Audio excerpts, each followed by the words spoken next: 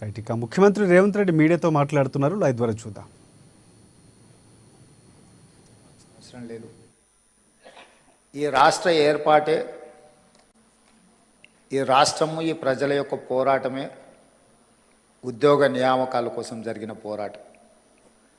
తెలంగాణ అనే పదము ఎప్పుడు వినిపించినా తెలంగాణకు పర్యాయ పదం నిరుద్యోగ సమస్య. ఆ నిరుద్యోగ సమస్యల నుంచి పుట్టుకొచ్చిన భావోద్వేగమే తెలంగాణ ఉద్యమం.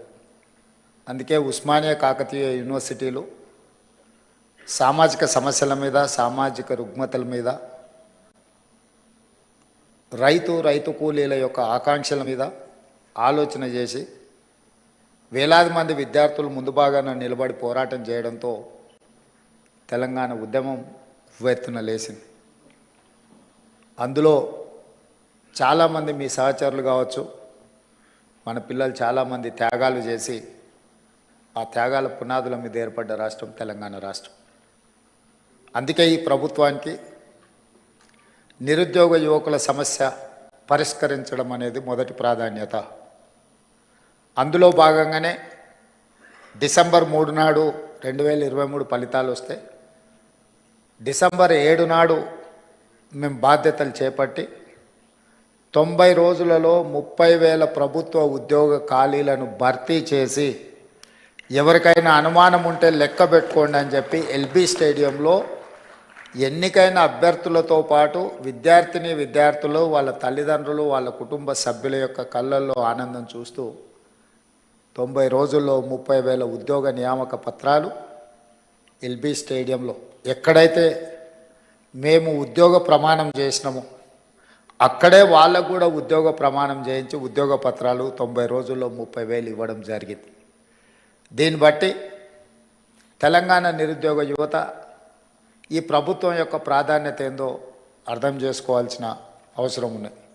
అదేవిధంగా మీకు అందరికీ తెలుసు, తెలంగాణ రాష్ట్రం ఏర్పడిన తర్వాత 10 సంవత్సరాలలో ఇచ్చిన ఏ నోటిఫికేషన్ కూడా ఇచ్చిన సమయానికి పరీక్షలు నిర్వహించిన సందర్భమే లేదు.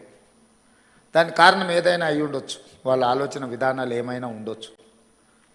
కానీ తీరని నష్టం, యుక్త వయసులో ఉజ్వల భవిష్యత్తును ఆలోచన చేసి కోచింగ్ సెంటర్లలో తిరుగుతూ మధ్యతరగతి, దిగువ తరగతి కుటుంబాలు, తల్లిదండ్రులు కష్టపడి రూపాయి జమ చేసి ఇక్కడికి పంపిస్తే అమీర్పేట్ చౌరస్తాలను, దిల్సుఖ్ నగర్లను, అశోక్ నగర్లను, వివిధ కోచింగ్ సెంటర్ల చుట్టూతో తిరుగుతూ సంవత్సరాల కొద్ది పరీక్షలు వాయిదా పడుతూ సంవత్సరాల తర్వాత పరీక్షలు నిర్వహిస్తే ఫలితాలు వచ్చే లోపల మీరు కష్టపడి చదివిన పరీక్షా కేంద్రాల్లో మీకు ఇచ్చిన ప్రశ్నపత్రాలు అంతకంటే ముందే జిరాక్స్ సెంటర్లలో పల్లి బఠానీల్లాగా అమ్మినప్పుడు ఆ విద్యార్థుల యొక్క బాధ, భావోద్వేగం మేము కళ్ళతో చూసినాం, అర్థం చేసుకున్నాం.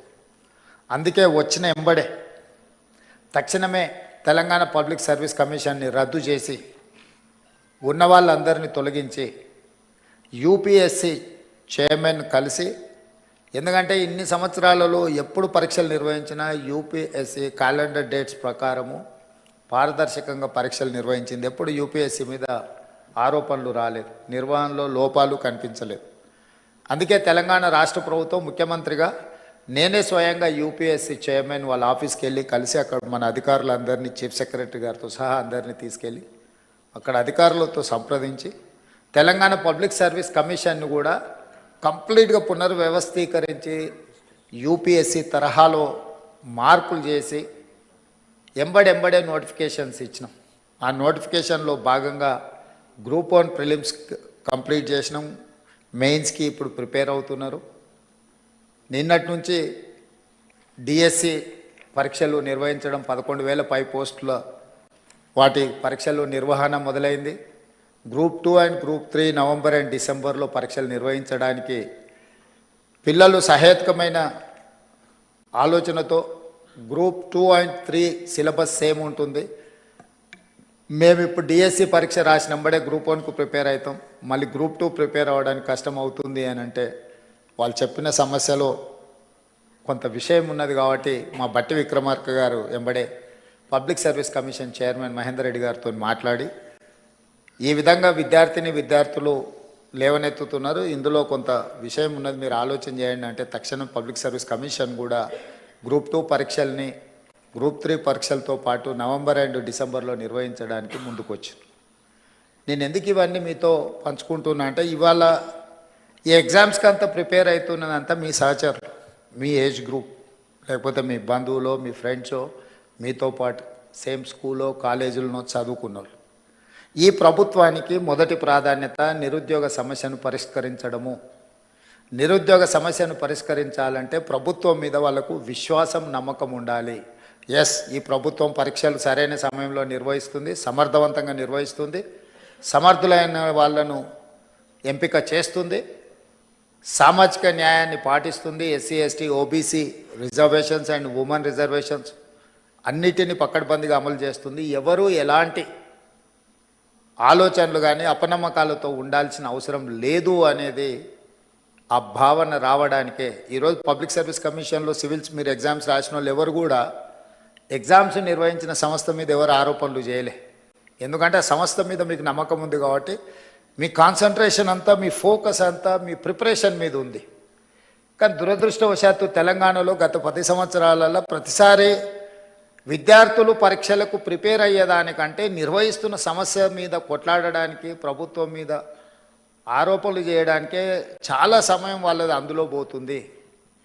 అందుకే నా సూచన, మనం నిర్వహణ చేసేటప్పుడు చాలా బాధ్యతాయుతంగా వ్యవహరించాలని మా మంత్రివర్గ సహచరులతో చర్చించి ఒక పకడ్బందీ ప్రణాళికతోని ఈరోజు తెలంగాణ రాష్ట్రంలో గ్రూప్ 1 కావచ్చు, లేకపోతే పారామెడికల్ కావచ్చు, పోలీస్ కావచ్చు, గ్రూప్ 2 కావచ్చు, గ్రూప్ 3 కావచ్చు, డిఎస్సి కావచ్చు, టెట్ కావచ్చు, ఏ పరీక్షలైనా ఖచ్చితంగా సరైన సమయంలో సరైన విధంగా సమర్థవంతంగా నిర్వహించాలని ఒక నిర్ణయం తీసుకుంది. దాంతో ఒక 30 లక్షల మంది నిరుద్యోగ యువకులకు ఒక నమ్మకం, విశ్వాసం వస్తుంది. ఒకవేళ ఈ పరీక్షలో ఉద్యోగం రాకపోతే ప్రైవేట్ సెక్టర్లో వాళ్ళ భవిష్యత్తును ఎత్తుక్కునే అవకాశం ఉంటుంది. నిర్వహించకపోవడం వల్ల, ఆలస్యం చేయడం వల్ల ఈ పరీక్షలు రాయాలన్న ఆలోచనతో లైఫ్లో అత్యంత విలువైన కాలాన్ని వాళ్ళు కోల్పోతున్నారు. తెలంగాణ రాష్ట్రం వచ్చినప్పుడు 22 సంవత్సరాల నుండి ఎగ్జామ్స్కు ప్రిపేర్ అవుతున్న పిల్లవాడు 10 సంవత్సరాలు 32 ఏళ్ళు వచ్చినా పరీక్షలు రాయలేకపోయిందంటే అతని లైఫ్లో అత్యంత ముఖ్యమైన సమయం, కాలం గడిచిపోయింది. 10-12 సంవత్సరాలు ఒక మనిషి లైఫ్లో నుంచి మాయమైపోయిందంటే అతని ఏజ్ కానీ, అతని ఫ్యామిలీ కానీ, వాళ్ళ బాధ కానీ, ఆ ఎనర్జీ కానీ నిజంగా నిరుపయోగం అవుతుంది, దుర్వినియోగం అవుతుంది. అందుకే స్పష్టంగా, ప్రణాళికబద్ధంగా క్యాలెండర్ డేట్స్ ప్రకారం రేపు అసెంబ్లీలో క్యాలెండర్ డేట్స్ కూడా డిక్లేర్ చేసి రాష్ట్ర ప్రభుత్వంలో వచ్చే ప్రతి ఖాళీలను 31 మార్చ్ లోపల అన్ని శాఖల నుంచి తెప్పించుకొని జూన్ 2 లోపల నోటిఫికేషన్లు ఇచ్చి బై డిసెంబర్ 9 ఎవ్రీ ఇయర్ ఎన్ని ఖాళీలు ఉన్నా భర్తీ చేసి వాళ్ళ నియామక పత్రాలు వాళ్ళ చేతికి అందించాలని మన ప్రభుత్వం నిర్ణయం తీసుకున్నది. ఈరోజు మిమ్మల్ని ఇక్కడికి పిలిచి మేమందరం కంప్లీట్ మంత్రివర్గం, మామూలుగా మా బలరాం నాయక్, సింగరేణి అధికారులను, బట్టి విక్రమార్క గారు చెప్పి వాళ్ళ ఆఫీస్లో కూడా మిమ్మల్ని పిలిచి చెక్లు ఇచ్చి పంపించి ఉండొచ్చు. కానీ మెకానికల్గా మేము ఆ జాబ్ చేయదలుచుకోలే. This is personal attachment. We wanted to encourage our students, we wanted to encourage our kids. Why? Because we have depended on youth. So మిమ్మల్ని అందరినీ ప్రత్యక్షంగా ఇక్కడికి పిలిపించి మిమ్మల్ని కలిసి మేము ఇచ్చే ఈ టోకెన్ మీ అవసరాలను పూర్తిగా తీరుస్తుందని నేను చెప్పను. కాకపోతే మీకు ఒక నమ్మకం కలుగుతుంది, ఎస్ తెలంగాణ ప్రభుత్వం మాతో ఉంది, మమ్మల్ని గుర్తించింది. మిమ్మల్ని గుర్తించడం ద్వారా లక్షలాది మా విద్యార్థులకు ఒక సందేశాన్ని పంపదలుచుకున్నది మా ప్రభుత్వం. ఎస్, మీరు కష్టపడితే ఈ ప్రభుత్వం మిమ్మల్ని పిలిచి పర్సనల్గా కలుస్తుంది, మిమ్మల్ని అభినందిస్తుంది, మీ భుజం తడుతుంది అని ఒక సందేశాన్ని ఇవ్వడం కోసం రాష్ట్ర ప్రభుత్వం మంత్రివర్గం అంతా కదిలొచ్చి, ఇదేం మంత్రివర్గ సమావేశం కాదు, మీ స్టూడెంట్స్కి ఇచ్చే చిన్న ఏమంటారు గెస్చర్. అయినా ఎందుకు ఇంతమంది మంత్రివర్గ సహచరులు అందరినీ ఈరోజు ఈ వేదిక మీద కూర్చోబెట్టినామంటే, మీ ద్వారా తెలంగాణ రాష్ట్రంలో ఉన్న నిరుద్యోగ యువకులకు ఒక నమ్మకం, విశ్వాసం కల్పించాలనేది మా ఆలోచన. ఇది మా బాధ్యత. మా బాధ్యత నెరవేర్చుతున్నాము అని నెరవేర్చడమే కాదు, నెరవేర్చినట్టు కనిపించాల్సిన బాధ్యత కూడా ప్రభుత్వాల మీద ఉంటుంది. అందుకే ఈరోజు మిమ్మల్ని అందరినీ ఇక్కడికి పిలిచి సింగరేణి సంస్థ ద్వారా మీ చదువులకి అంతో ఇంతో సహాయం అవుతుంది. ఇందులో చాలామంది డబ్బులు అవసరం లేని వాళ్ళు కూడా ఉండొచ్చు. కాబట్టి ప్రభుత్వం వైపు నుంచి మిమ్మల్ని అభినందించడానికి ఇది ఒక మంచి మార్గంగా ఆలోచన చేసి ఈ కార్యక్రమాన్ని ఏర్పాటు చేసినాం. తప్పకుండా ఇక్కడికి వచ్చిన 41 మంది విద్యార్థులు అందరు సెలెక్ట్ అయ్యి మళ్ళీ టాప్ ర్యాంక్ తీసుకొని తెలంగాణ స్టేట్కే, తెలంగాణ ప్రజలకే, మన వాళ్ళకే సేవ చేయడానికి ఇక్కడ సర్వీస్లో జాయిన్ అవుతారని ఆశిస్తూ కష్టపడండి.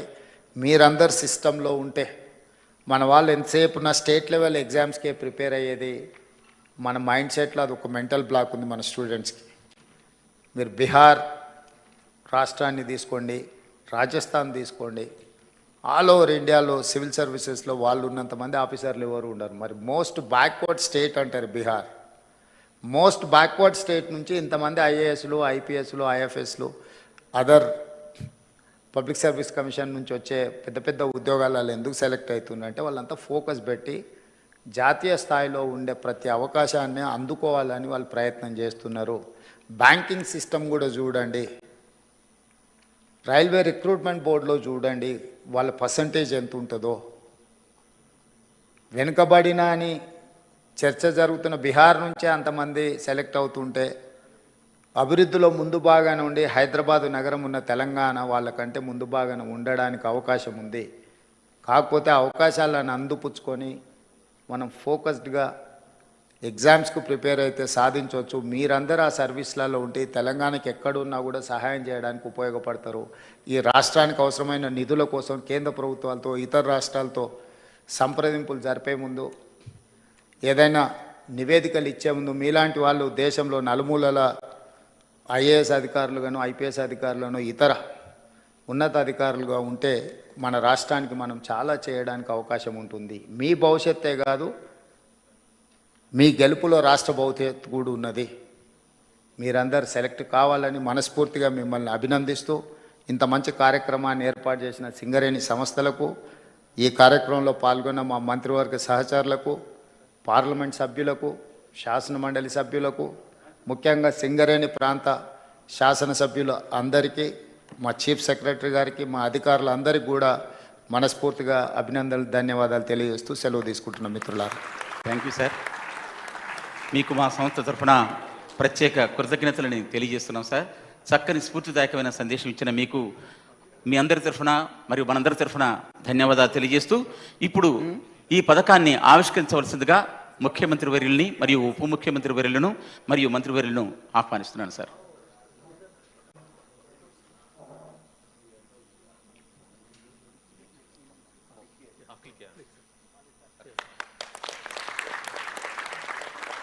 రాజీవ్ గాంధీ సివిల్స్ అభయ హస్తం for mains aspirants of UPSC civil services examinations. ఈ కార్యక్రమంలో పాల్గొన్న మీకు ధన్యవాదాలు సార్. ఈ సందర్భంగా ఈ కార్యక్రమాన్ని నెక్స్ట్ అంటే తర్వాత సివిల్స్గా పేరేటువంటి వారికి ఈ పథకం వర్తింపజేస్తూ మా సింగరేణి సంస్థ తీసుకున్న ఈ నిర్ణయాన్ని మీరు ఆహ్వానించి ఈ కార్యక్రమంలో మీరు పాల్గొన్నందుకు ధన్యవాదాలు తెలుపుతూ ఇప్పటికే సివిల్స్లో పరీక్షలు పాస్ అయ్యి ఈ కార్యక్రమంలో 41 మంది ఆల్రెడీ ఎన్నికైన విద్యార్థులు కూడా ఉన్నారని మా అధికారులు చెప్తున్నారు. వాళ్ళకు మరొకసారి మనస్ఫూర్తిగా తెలంగాణ రాష్ట్ర ప్రభుత్వం నుంచి అభినందన తెలియజేస్తున్నారు. వీరంతా తెలంగాణ బిడ్డలు సార్. మన తెలంగాణ నుంచి ఇంత పెద్ద ఎత్తున మనకు సివిల్స్కి ఎంపిక అవ్వటం అంటే మనందరికీ ఎంతో గర్వకారణం. వీరిని చూసి మరింత మంది ముందుకు వస్తారని ఆశిస్తున్నాం సార్. వీరికి మీ చేతుల మీదుగా వారికి చిన్న మెమోటోస్ అందజేయవలసిందిగా కోరుతున్నాను. దయచేసి వేదిక ముందుకు రావాల్సిందిగా తమరిని ఆహ్వానిస్తున్నాను సార్. సివిల్స్లో ఎంతో కష్టపడి ఎన్నో ఏళ్లుగా శ్రమించి ఈ స్థాయికి విచ్చేసిన మీ అందరికీ కూడా అభినందనలు. ఒక్కొక్కరు పిలుస్తుంటాను రావాల్సిందిగా